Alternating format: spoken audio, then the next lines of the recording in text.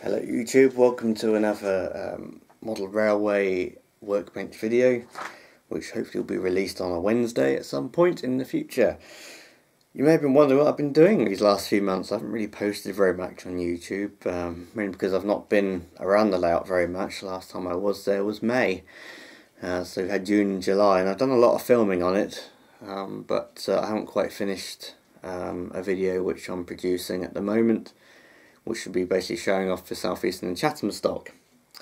Also had delays as well with various other workbench videos. Obviously you saw in the last few I've been working on an LNWR observation car, which is 3D printed and is now available on Shapeways if anyone wishes to order one.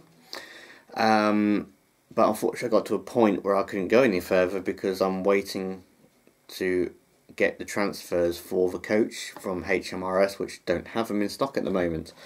So that's delayed that one. The London Brighton South Coast Directors Saloon, that has stopped. That is fully painted, waiting for lining, and now looking for the elusive transfers for it. The numbers is not too difficult to find. I've got them in-house at the moment.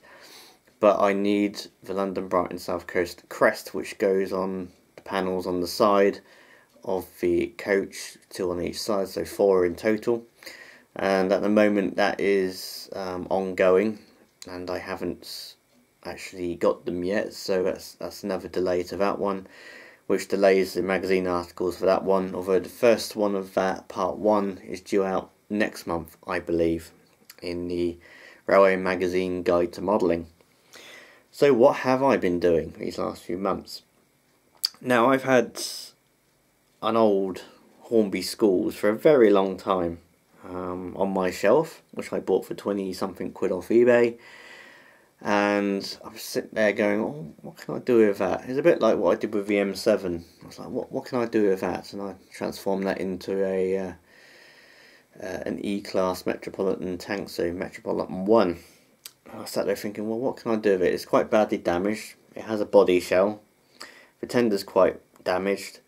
The cab on the locomotive is damaged. It had all the interior still in the cab, which is good.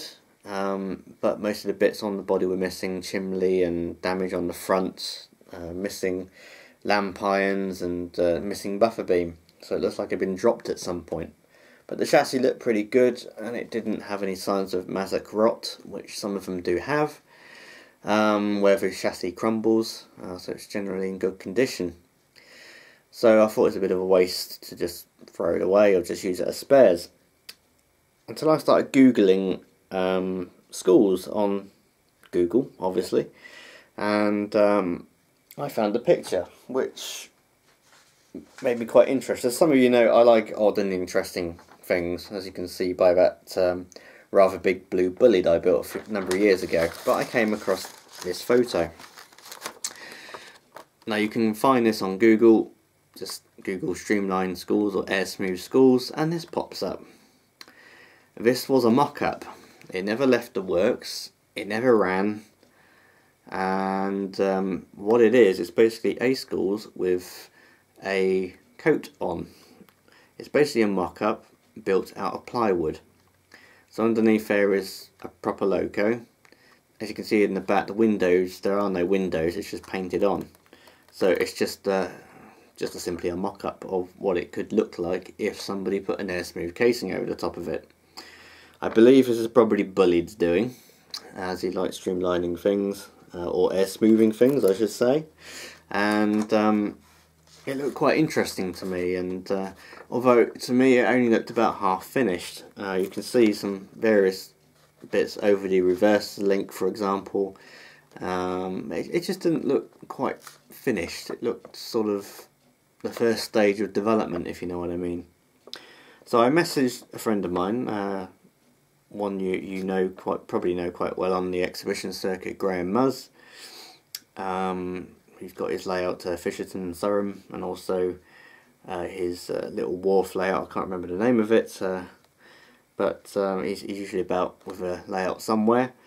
And I said, do you have any other photos of this particular loco? And he said, yes, I've got a couple more, I think. So, as I said, this looked a bit unfinished. So the next photos he sent me were quite different. So here we have a full-on side view, which is quite helpful for me, as there's no measurements at all for this at all. But you can see it's slightly different. The cab's been swept backwards to make it slightly more aerodynamic, I imagine. And you can also see that on the windows, which are quite interesting because they're swept backwards as well. And you can see on the front there's no smoke deflectors. And you can also see along the top of the running plate here, you can see they've cleaned up the lines, if you know what I mean. There's not so many bits in the way. So just rounded that over, which is looking a little bit neater and tidier. What I've done with the tender as well, they've just built up the sides, so it looks a little bit like a streamlined bullied tender, if you know what I mean. So that was quite interesting to find that there was a second sort of makeover, if you like, or a modification to it. So from that one, he also sent me a front-facing view of this locomotive. You can see all the lines and how it's all made up and how it all merges in, but you can see it's not too well constructed, but it's all made out of wood or plywood or something like that.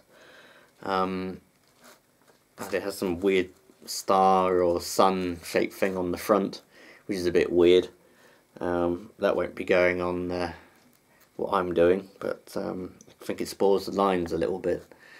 A lot of people said it looked ugly anyway, and it probably does, but then again, look at the Q1, that's quite an ugly, impressive beast anyway. But I thought, well, this is an ideal solution to my problem. I have a damaged schools, it's missing various bits, and this is basically like a coat to cover all those bits and pieces up.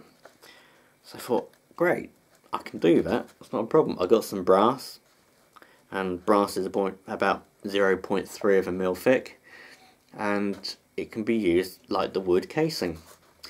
So I did a sort of mock-up, a very loose mock-up on SketchUp to give me some various measurements and ideas and how to fit it all together. So after looking at all the pictures and measuring it all up, I made some card templates for the size and all that sort of thing. I've taken a load of photos, so if you're interested in this, I'll put the link in the description on Flickr, where all the photos have been uploaded. It may make it into a magazine at some point, I do not know, but they seem a bit not too much wanting stuff from me because it's probably a bit weird. Anyway, so this is how far I've got now. This is about a month and a bit into it. So here we are. So underneath that is basically one of these, although it's got a big chimney on the one underneath here. This one's just a spare one I had in my box for bits and pieces, if I need spare steps or anything like that. Or what did impress me actually was how heavy this body is, because it's mainly metal, which Hornby's been doing quite recently on their newer models. But so this is what is underneath the casing. So everything's the same. So basically what I did, because the one on my original one here, the cab was damaged, it was missing glazing, etc. In fact, it was missing a whole buffer beam as well, and all the lamp irons along the front, and of course the chimney I was missing. So I wanted to cover those over to hide all the missing bits and pieces and damaged pipework around the front of the cab. So I started work putting and making card templates for the sides. So if I take you through it bit by bit, without getting all my drill bits attached to my arm while I'm doing it. So the loco started out basically, this is all one panel. So from the top of the cab here, all the way along, up to here, is one piece, folded over on the top to go over the top of the running plate. The cab roof is a separate piece, and it was a right pain to do because you can see it's flared down the side. This was a change from the original picture I showed you, the first one I came across on Google, and I thought, well, that swept back cab looks quite nice, so I want to try and keep that. I haven't put the windows in the side yet, I still need to do that, but that's quite a simple little job to do.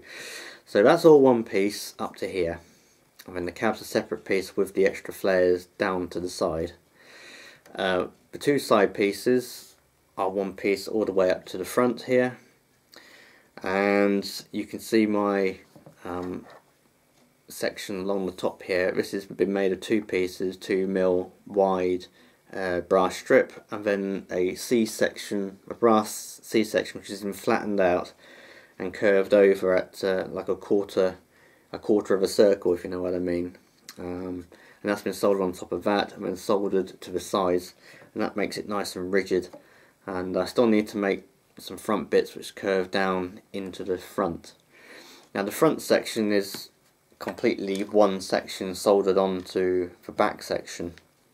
So all this has been made up of 3 or 4 pieces. So you've got the curved section over the top, you've got a bit under the buffer, so that's 2 pieces on the front, 3 on the side, and the buffer beam. And that just encloses the buffer itself in the housing. These are Markets buffers, because this one didn't have a buffer beam originally when I purchased it. And then we've got a front section which comes up with 2 fake smoke box doors, which I was going to have opening, but I thought better of it in the end. And then that is soldered to the 2 sides and the front. And then we've got a piece, 3 pieces of plastic card, which I've now shaped, because I was going to 3D print the front top section, because it goes up into a point and then curves downwards onto the front of the locomotive. But I didn't have the funds for doing that, so I just used some plastic card, very thick plastic card, and filed it and shaped it to what I required. As you can see, I'm missing a chimney, which I have to my left here. This is 9.5 brass tube. I'm going to solder a piece of wire around it to give the flange of the chimney, or the top of the chimney, and then glue that in. And as you can see, I'm still working on the top cladding. I made this last night before recording this video. So it's just in a wing shape, goes up into a point on the top, you can see here. And then it curves downwards and angles downwards towards the front, where it continues that shape down to the front of the model. And then now I need to make a hole, obviously, for the chimney. I've made a hole in it for the safety valves here to stick out the top, and it just needs tidying up a little bit on this side, but that's how it's coming along. You can see the front of the cab have all been made as well, so that's 2 extra sections on the front and 2 sides are soldered on. It's quite a strong model now, really, so it's quite heavy as well. I'm still a little bit undecided if I'm going to put smoke deflectors on this, but I think I might. It looks quite interesting with the smoke deflectors. I might change it slightly, but not too much away from the original. I also still need to do a lot of work with the chassis underneath. You can see in the back there's not much apart from the old front or back of the cab, which I'm going to re-stick on the detail cab. But it's an interesting project anyway. I've done a little bit to the tender as well. So I nearly finished this last night, the tender, so it's pretty much done. So these are 2 big side panels on each side. I put some struts across so it supports on top, so it gives me the levels of what I need. Because I can just, for example, if I need to get to the DCC chip in the back of here, this should simply lift off. There you go. So I can still get to it, and the tender body is underneath. This is just glued to the side with some clamps. I just used some Araldite on this, and that has done a very nice job. I also changed the tender bottom. You can see this one's green, the loco's black, but the tender bottom on the other loco was damaged and missing steps, and on the picture it had the bigger steps on the tender on that particular loco. So I purchased a new bottom of the chassis a number of years ago and just swapped the electronics over. I also added a plate, as you can see there, just balanced it on top. And the roof is one piece, just soldered onto the top and cleaned up along the sides here, so you can't really see the join. But I think that goes quite well and quite nicely together, really. This will be finished in malachite with some yellow stripes. I will also get hold of some plates, probably from Narrow Planet, and put them on the side. It's just had something on the side of it. And really I just need to finish it off, clean it up, and see how it looks. I hope you're interested in this anyway, because it's a bit of a weird one, really. It's not quite finished, but it's getting there, and it's something a bit different. I like something different because it makes it unique and nobody else has got one. So anyway, that's what's on my workbench at the moment. I'll try and keep you up to date on it, and any progress on the other builds I'll endeavour to show you when I've actually got something to show you. Thanks for watching anyway, and hopefully I'll have a couple more videos for you in the not too distant future. Any questions, post them below and I'll get back to you as soon as I possibly can. And enjoy your modelling in this extremely hot weather. Bye for now.